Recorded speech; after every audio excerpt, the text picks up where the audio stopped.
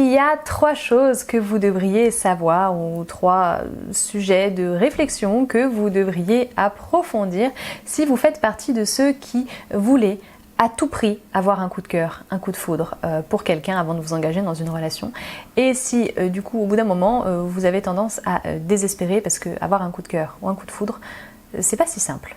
Bonjour à tous, je suis Alice Bergelac pour Le Coin Séduction, votre coach numéro 1 pour comprendre et satisfaire les femmes. Aujourd'hui dans cette vidéo, écoutez, je m'adresse aussi bien aux hommes qu'aux femmes. Traditionnellement sur cette chaîne, je m'adresse aux hommes, donc je continuerai de parler au masculin, mais ne vous en offusquez pas si vous êtes une femme. Alors aujourd'hui, le sujet de cette vidéo m'a une fois de plus été directement inspiré par vous parce que de plus en plus, quand je travaille avec vous, donc en l'occurrence dans le cadre de coaching, en barre d'informations, vous avez toutes les informations justement nécessaires si vous aussi vous avez besoin d'un coaching ou si vous pensez que vous en avez peut-être besoin. C'est quelque chose que j'observe de plus en plus souvent. Beaucoup d'hommes, mais vous en faites pas, beaucoup de femmes aussi, beaucoup d'hommes vraiment commencent à me dire « mais moi, si j'ai pas le coup de foudre tout de suite, c'est même pas la peine ». Donc vous êtes nombreux à commencer à enchaîner les rendez-vous, enchaîner les discussions et à tout faire avorter très très rapidement parce que justement il n'y a pas eu ce fameux coup de cœur, ce fameux coup de foudre. Et vous désespérez, au bout d'un moment, vous vous questionnez, vous vous remettez beaucoup en question, mais vous ne voulez pas en démordre, c'est le coup de cœur, sinon rien. Voilà, je vais peut-être vous dire 2-3 petites choses qui vont pas vous plaire, mais qui devraient normalement vous faire un petit peu réfléchir et vous permettre de replacer les choses dans leur contexte, de revoir les choses un petit peu différemment. Quand même qu'on soit au clair, il n'y a aucun mal évidemment à chercher le coup de foudre, c'est quelque chose qui a été beaucoup mis en avant, c'est quelque chose dont on parle beaucoup, dont on parle souvent, c'est quelque chose d'agréable effectivement. Beaucoup de personnes ont envie de connaître ce coup de foudre maintenant, avoir envie d'en vivre un et tout simplement en faire une obsession et en faire un critère numéro 1, c'est pas la même chose. On ne peut pas vous blâmer, tout le monde vous comprend. Tout le monde comprend que vous ayez envie vraiment de vivre ça.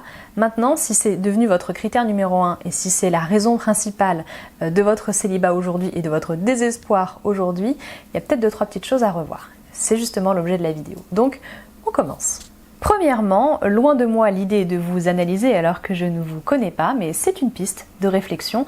Questionnez-vous, demandez-vous si cette recherche de l'absolu, si cette recherche du coup de cœur, ce n'est pas une façon de vous saborder. Une façon de vous saborder, c'est-à-dire que vous utilisez votre volonté de vivre un coup de foudre comme une excuse et aussi comme un coupable, c'est-à-dire que c'est pas de votre faute, il n'y a pas le coup de foudre, pour ne pas vous engager. Autrement dit, vous auriez peut-être certaines peurs qui font que vous n'avez pas très envie de vous engager dans une relation et le fait de vous dire « bon c'est le coup de cœur, sinon rien », eh bien c'est une bonne planque pour finalement ne jamais vous engager parce que peut-être jamais personne ne trouvera grâce à vos yeux. Peut-être que vous êtes finalement trop blindé et trop protégé pour vivre un coup de cœur. Réfléchissez bien, est-ce que l'idée de vous engager là dans une relation de couple avec quelqu'un, même si pour vous c'est absolument d'abord le coup de cœur, est-ce que quand vous imaginez un couple, ça active chez vous certaines peurs comme la peur de l'abandon, la peur de ne pas être à la hauteur, la peur de souffrir de la relation, la peur de faire souffrir l'autre également, la peur de perdre une part de votre identité, la peur de perdre une part de liberté aussi. Est-ce que ça n'active pas certaines petites craintes chez vous qui vous pousseraient du coup à vous saborder et à rester célibataire? Questionnez-vous. C'est vrai que d'incriminer là le coup de foudre et de dire mais c'est pas ma faute, j'ai pas eu le coup de foudre, c'est quand même plutôt confortable, mais c'est quand même vraiment très déresponsabilisant. Ça peut être alors du coup une forme, donc comme je vous le disais, de sabordage, mais ça peut être également du coup une forme de fuite que vous mettez en place. Vous avez si peur que obligatoirement vous vous posez une condition qui ne sera jamais remplie et vous le savez pertinemment que cette condition ne peut pas être remplie tant que vous n'avez pas réglé vos peurs. Deuxièmement, ça non plus, ça fait pas plaisir et pourtant c'est quelque chose qui fait consensus dans la littérature à ce propos. Le coup de foudre, est-ce que ce serait pas un peu la facilité, une façon de vivre l'amour pour les flemmards et pour ceux qui ne veulent pas faire d'efforts? En fait, c'est ce que beaucoup de personnes disent. Alors, est-ce que c'est votre cas ou pas? Est-ce que pour vous, vivre le coup de foudre, ce serait pas aussi une façon de vous dire, comme ça, tout se fait tout seul, j'ai pas besoin de m'impliquer davantage. Encore une fois, il y a peut-être des peurs qui sont sous-jacentes. J'ai pas besoin de faire plus d'efforts que ça. Tout se fait tout seul. Hop, c'est magique, ça tombe tout cuit. J'ai pas besoin de faire d'efforts pour lui plaire. Elle a pas besoin de faire d'efforts pour me plaire. J'ai pas besoin de faire d'efforts pour lui montrer que je l'aime, elle le comprend. Enfin, du coup, c'est tout beau, tout rose, tout simple, zéro effort et ce serait parfait. C'est pour ça que beaucoup tendent à dire que ceux qui sont en recherche du coup de foudre, ce sont des personnes qui sont pas prêtes en réalité à s'engager parce que ce sont des personnes qui sont pas prêtes à faire des efforts pour plaire à l'autre, pour montrer à l'autre qu'il l'aime et pour éventuellement, si nécessaire aussi, se remettre en question. En gros, l'idée du coup de foudre, ce serait quelque chose de très confortable pour tous ceux qui ont du mal, encore une fois, à s'engager, qui ont du mal aussi à donner, qui ont du mal à recevoir. Ce serait plutôt voilà, pour ce genre de personnalité-là. Est-ce que c'est votre cas? Dites-le moi. Et enfin, troisième point qui devrait peut-être vous faire réfléchir, là c'est pas du tout une remise en question, c'est plutôt faites attention parce que traditionnellement encore dans la littérature qui traite de ce sujet, on a tendance à dire que le coup de foudre c'est quelque chose qui n'est pas durable parce que ce n'est pas ce qu'on appelle réellement de l'amour puisque quand on vit le coup de foudre on est totalement passif, comme je vous le disais tout à l'heure. Il y a plusieurs théories à ce propos, mais bon, la plupart s'accordent à dire que globalement, le coup de foudre pourrait durer jusqu'à une trentaine de mois et au-delà de cette période, si les deux partenaires justement ne cherchent pas à s'impliquer davantage dans la relation en faisant des efforts dont je vous parlais tout à l'heure, eh bien tout sera voué à s'estomper, vous allez perdre un petit peu le lien qui a été tissé, vous allez commencer à ressentir des carences et des manques qui ne seront pas remplis par l'autre parce que l'autre n'aura pas compris de quoi vous avez besoin et n'aura pas cherché à comprendre non plus